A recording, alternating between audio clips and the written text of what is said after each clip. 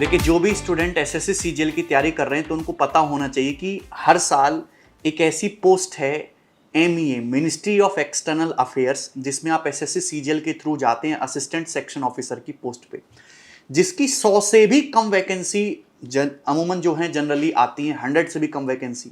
तो उसमें सिलेक्शन लेने के लिए आपको 2 डिजिट रैंक चाहिए। कभी कभी 100 से भी ज़्यादा आ जाती हैं, लेकिन नॉर्मली 100 के आसपास वैकेंसी रहती हैं।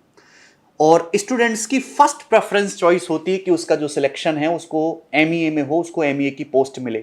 तो बहुत ही टफ और डिफिकल्ट टास्क है एसएससी सीजीएल के थ्रू एमईए में सिलेक्शन ले पाना। उसके बाद CSS, examiner, income tax, custom excise और बहुत सारी पोस्ट है। लेकिन एमईए जो है बच्चों की एक ड्रीम जॉब होती है, क्योंकि ये अकेली एक ऐसी सिंगल जॉब है, ग्रुप बी की जॉब। पहली बात तो 4600 ग्रेड पे की जॉब है, जिसमें आपकी पोस्टिंग हमारे देश के बाहर, विदेश में भी आप जा सकते हैं, आपकी फॉरेन सर्विस भी हमारे भारत सरकार को दे सकते हैं। तो ऐसा ही कारनामा कर दिखाया हमारे भाई सत्यम अग्रवाल ने, और सत्यम अग्रवाल ने ऑल इंडिया रैंक 79 स्कोर किया है 2019 के एसएससी सीजीएल के एग्जाम में। तो ये आज हमारे साथ है। मैंने बोला था कि मैं हर एक पोस्ट के एक एक स्टूडेंट को बुलाऊंगा, टॉपर स्टूडेंट्स को, और उससे मैं डिस्कस करूंगा कि उसकी जर्नी कैसी रही और उसने क्यों वो पोस्ट सिलेक्ट की और उसके आगे जो है फ्यूचर में क्या विचार हैं। तो आप मुझे बताएंगे कि आपने एसएससी सीजीएल की तैयारी कहाँ से शुरू की, आपने ग्रेजुएशन में क्या किया, और क्या आपका जो है नजरिया रहा है एसएससी सीजीएल को लेके। सर सबसे पहले तो सर आपको थैंक यू हमको यहाँ बुलाने के लिए। सर कोई बात नहीं भाई।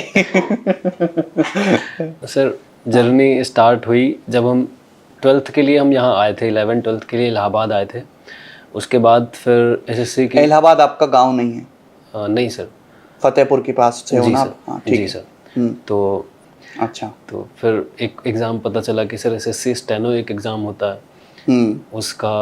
उसमें मतलब कंपटीशन थोड़ा कम होता है। तो हमने सोचा ये ट्राई करते हैं, पहले एक जॉब ले लेंगे इससे, फिर सीजीएल का देखेंगे। क्योंकि वो इलाहाबाद में बहुत क्रेज है एसएससी का, मतलब सारी गवर्नमेंट एग्जाम की बहुत वहाँ पे स्टूडेंट्स हैं। जी सर। तो फिर ये पता किया कि क्या होता है एसएससी। उसमें उस समय सर बस यही पता था कि इससे इनकम टैक्स इंस्पेक्टर की जॉब लगती है, और ग्रेजुएशन में डाल रखा था साइड बाय साइड।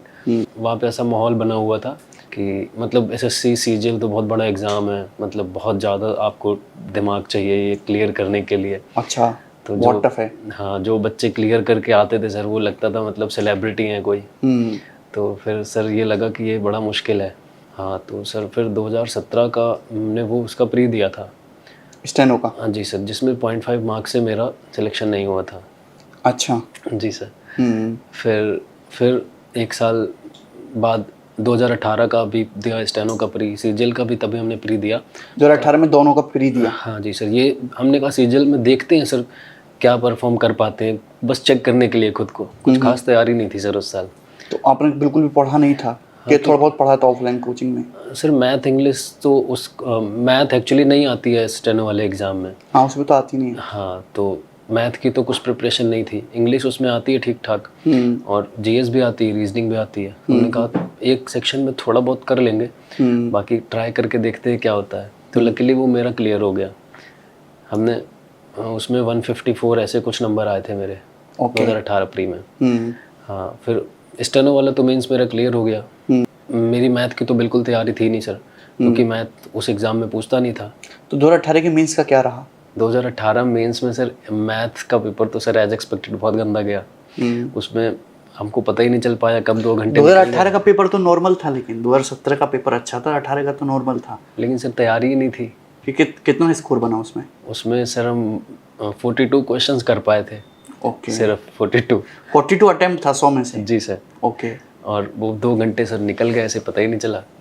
फिर उसमें 1-2 गलत हो गए, ऐसे 81 कुछ ऐसे मार्क्स आए थे उसमें। और इंग्लिश में? क्योंकि पेपर हम पढ़ रहे थे 2-3 साल से लगातार इंग्लिश के, और बुक्स वगैरह पढ़ने का शौक है।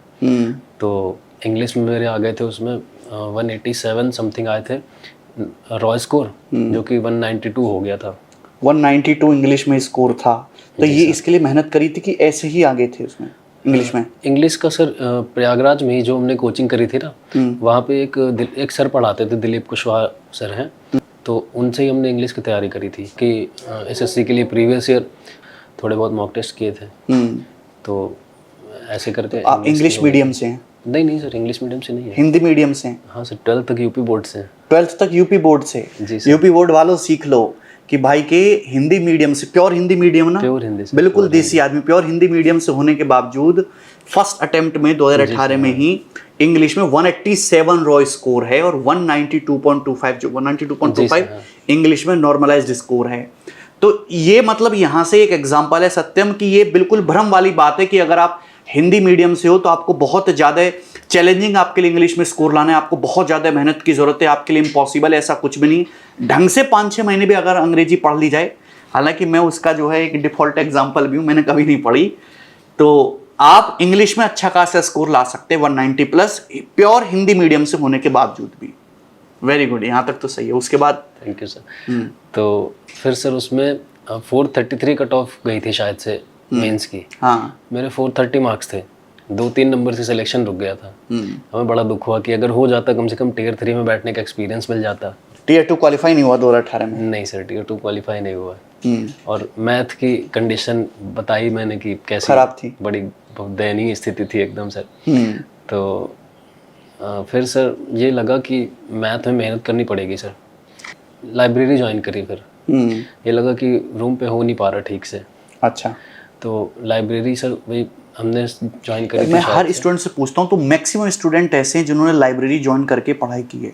बहुत सारे स्टूडेंट है, मतलब अगर हमें 100 बच्चे से बात करता हूँ तो उसमें से 70-75 स्टूडेंट ऐसे जरूर मिलेंगे जिनका सिलेक्शन हुआ उन्होंने लाइब्रेरी में जाके पढ़ाई की है। तो लाइब्रेरी अगर आपके पास अवेलेबल है तो एक अच्छा माध्यम है पढ़ाई करने का। जी सर। उसके बाद फिर सर सीपीओ का प्री हुआ था उसी समय। उसमें भी मेरे मैथ्स में से 23-24 ऐसे नंबर आए थे।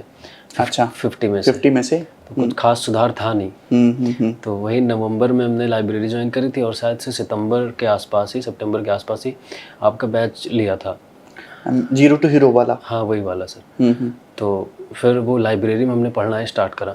लाइब्रेरी हम सर जाते थे, दोपहर में 3 बजे के आसपास जाते थे और सुबह 6 बजे आते थे।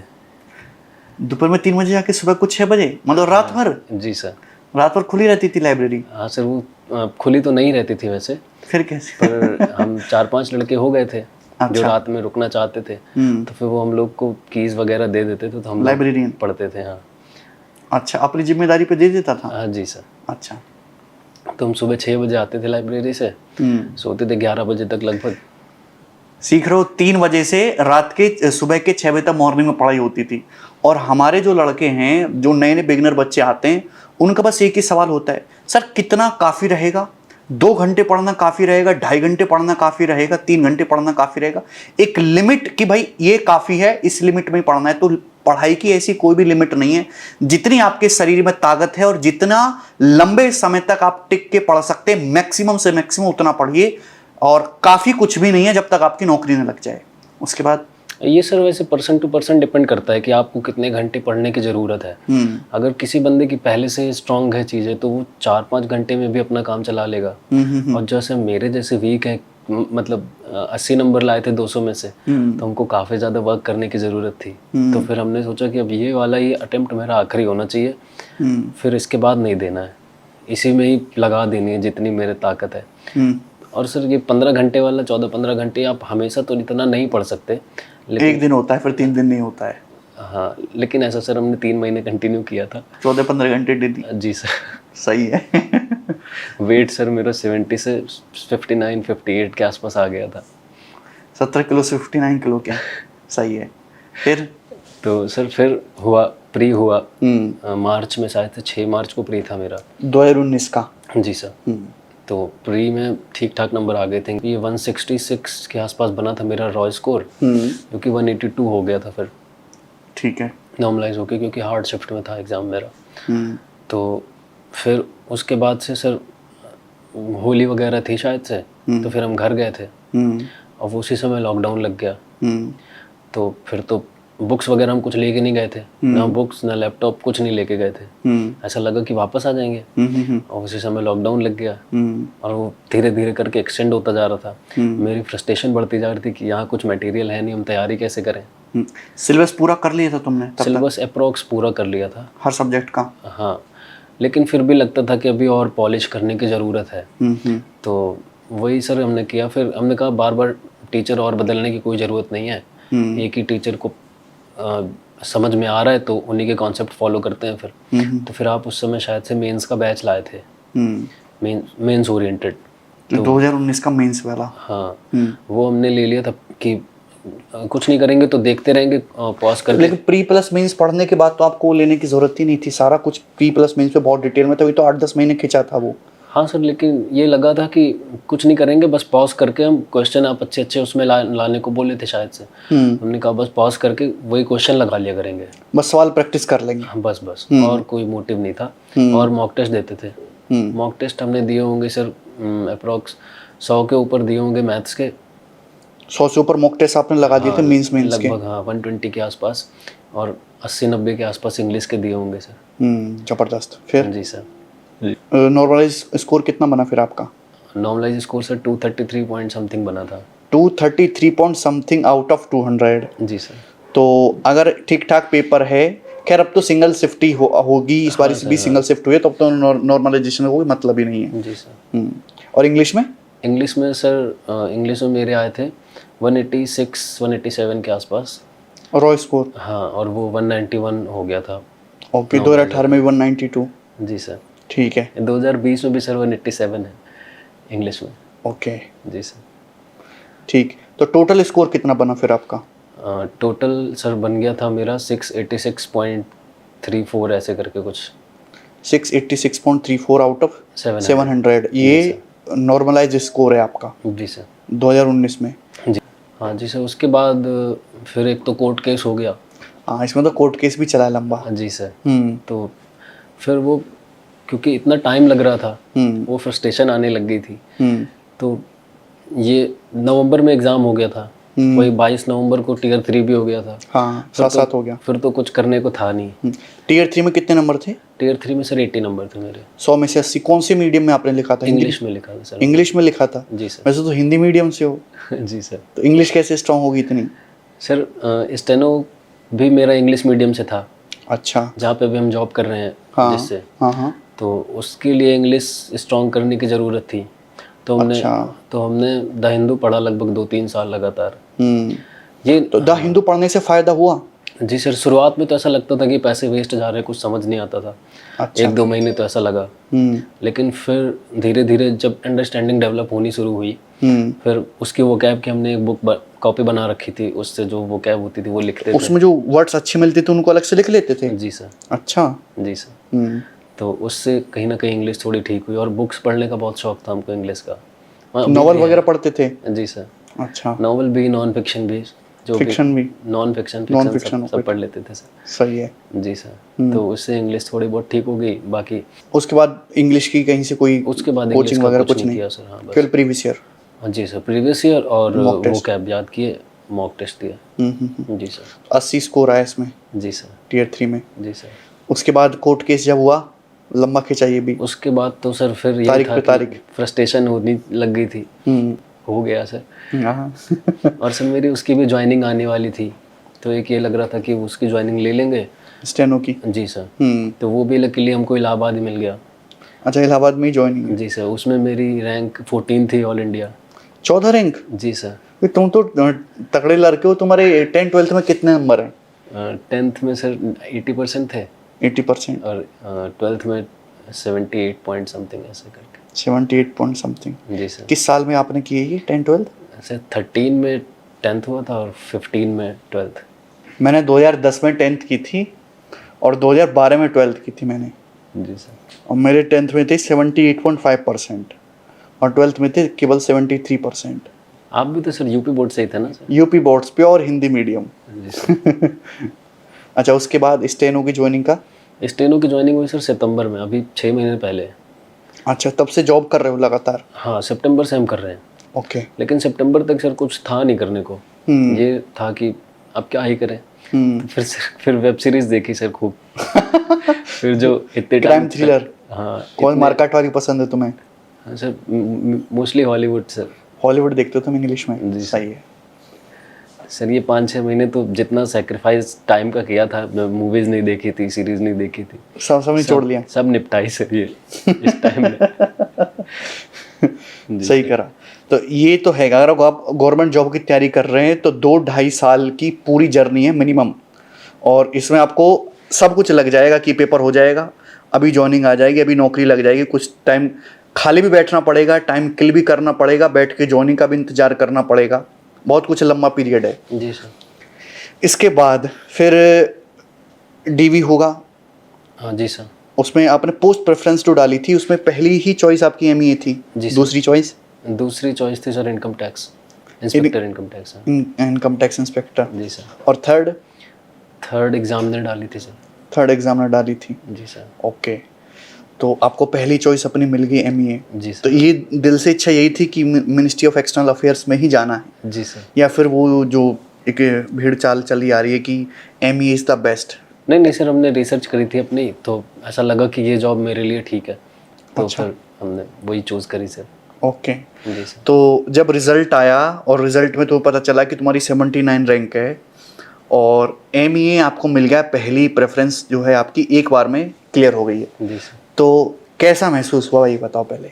सर उस समय ऑफिस में थे हम, कुछ काम कर रहे थे, हाँ। तो बिज़ी थे मतलब। तो एक फ्रेंड का फ़ोन आया मेरे पास कि भाई रिज़ल्ट आ गया, चेक कर लो। हम एक्चुअली कुछ काम में फंसे हुए थे, तो और मेरी हिम्मत नहीं थी सर कि अपने हाथ से रिज़ल्ट चेक करें।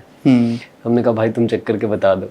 अपने कोलिग्स को, अपने दोस्त को ही? हाँ जी सर। उनका भी शायद से 18 नवंबर को एग्ज़ाम था, 1-2 नंबर से रह गया था, इस बार उन्होंने अच्छा किया है। ओके। जी सर, तो उन्होंने चेक करके बताया हमको कि भाई तुम विदेश जा रहे हो, ये तुम्हारी 79 रैंक आई है। सही है। हमने बोला भाई सही बताओ, फिर से चेक करो एक बार। विश्वास नहीं हुआ, ऐसे कैसे हो सकता है मेरे साथ? फिर सर हमने फिर से खुद से देखा रोल नंबर डाल के, और रीअश्योरेंस के लिए। हाँ। तो फिर सर थोड़ा सा पीसफुल महसूस हुआ। नाम तुम्हारा था? जी सर। फिर घर पे फ़ोन करके बताया सबको। घर पे किसको फ़ोन किया पहले? घर पे सर मम्मी को फ़ोन किया पहले। मम्मी को फ़ोन किया? जी सर। क्या बोली मम्मी? मम्मी खुश हो गई थी सर। अच्छा। नवरात्रि चल रहे थे सर उस समय। अच्छा। हाँ, तो मम्मी बोली चलो ठीक है, माता रानी ने सुन लिया। Very good. जी सर।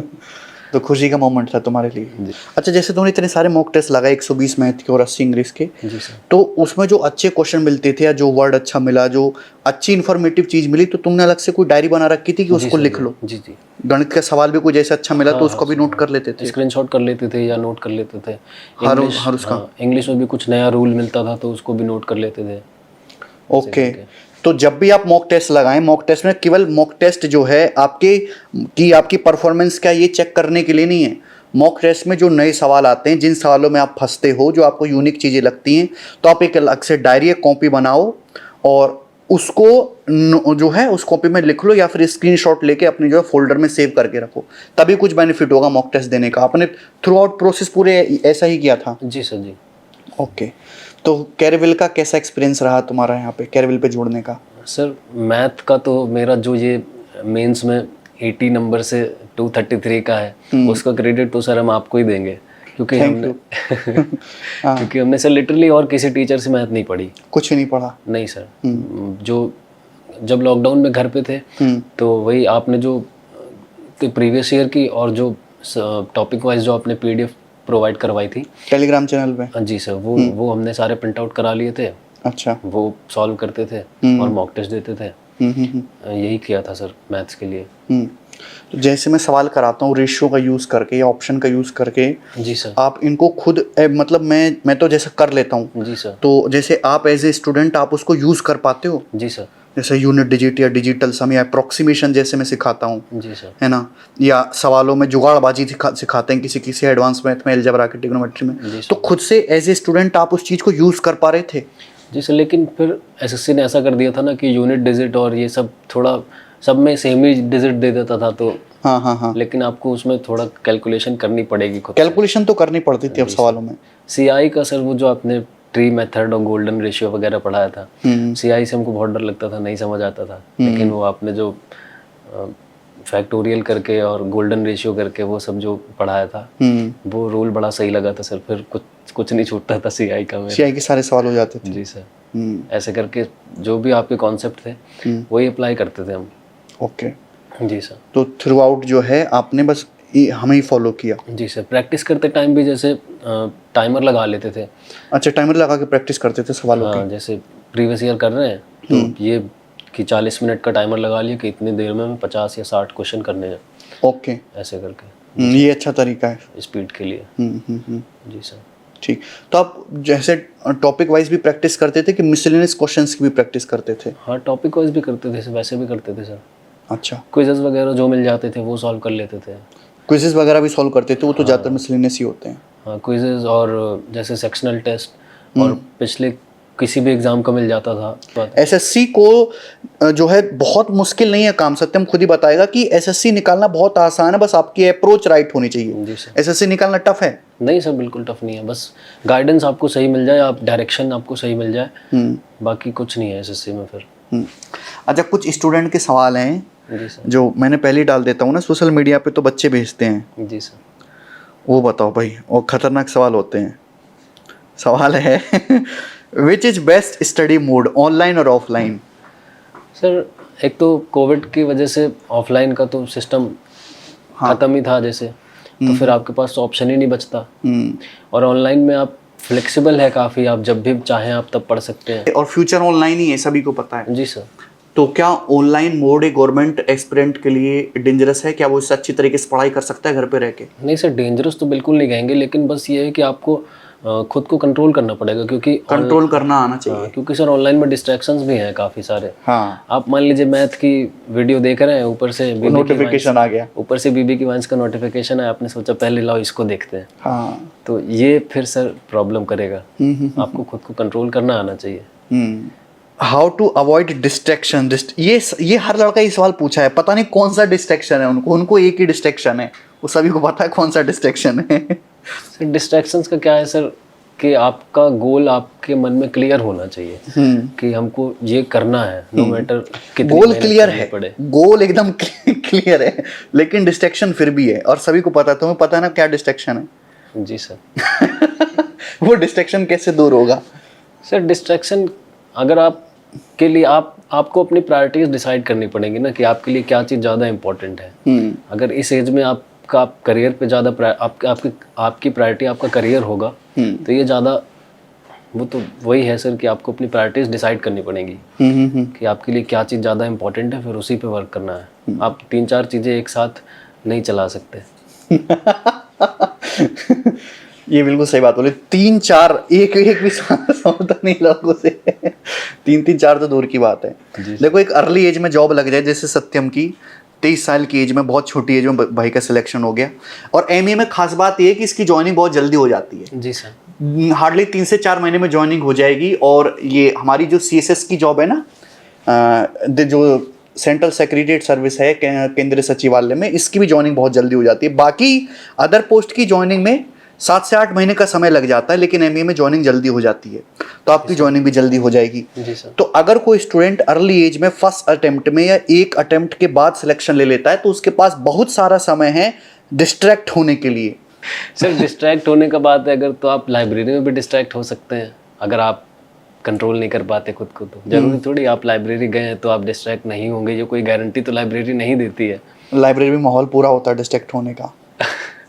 तो सर कहीं भी हो आपको खुद को मोटिवेट रखना होता है कि आपके लिए एग्ज़ाम ज़्यादा इंपॉर्टेंट है, आपको फर्स्ट प्रायोरिटी एग्ज़ाम को देनी है, इसी में अपना 100% देना है, दुनिया भर की चीज़ें और नहीं करनी है। जी। एक चीज़ मैं बोलना चाहता हूँ कि जिस बच्चे को मॉक टेस्ट लगाने में मज़ा नहीं आ रहा, वो इन्जॉय नहीं कर रहा, जी सर, है ना, चाहे वो गणित का हो, चाहे वो अंग्रेजी का हो, चाहे वो प्री का हो। अगर किसी स्टूडेंट्स को मॉक टेस्ट लगाने में मज़ा नहीं आ रहा, वो इन्जॉय नहीं कर रहा ना मॉक टेस्ट की जर्नी को, तो ज़बरदस्ती सरकारी नौकरी की तैयारी कर रहा है, मतलब उस पर ज़बरदस्ती थोपा जा रहा है कि मॉक टेस्ट लगाना इतना इंजॉयमेंट वाला काम है, इतना आनंद वाला काम है कि वो किसी फिल्म और वेब सीरीज में भी नहीं है, जो एक सरकारी नौकरी के एस्पिरेंट को मॉक टेस्ट लगाने में मज़ा आता है। सही कह रहा हूँ ना? बिल्कुल, बहुत ही अलग टाइप का एक्सपीरियंस होता है, क्योंकि मैंने भी बहुत सारे मॉक टेस्ट सॉल्व करे थे उस टाइम में गणित के।